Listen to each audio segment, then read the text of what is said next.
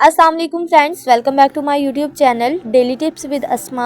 आज की इस वीडियो में हम आपको बताएंगे तबरुज नाम के बारे में दिलचस्प और अनोखी मालूमात। तबरुज नाम का शुमार लड़कियों के नामों में होता है। तबरुज एक इस्लामी नाम है। तबरुज नाम की इब्तदाई तारीख अरबी ज़ुबान से निकलती है। तबरुज नाम की लड़कियों के लिए खुशकिस्मत नंबर 2 माना जाता है।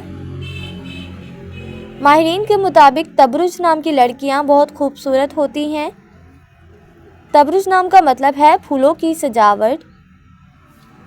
तबरुज नाम की लड़कियों के लिए खुशकिस्मत दिनों में एतवार और मंगल का दिन शामिल है। तबरुज नाम के अफराद के लिए मुवाफिक रंगों में नीला, सुर्ख और हल्का सब्ज रंग शामिल है। तबरुज नाम के अफराद के लिए मुवाफिक पत्थरों में पुखराज पत्थर शामिल है।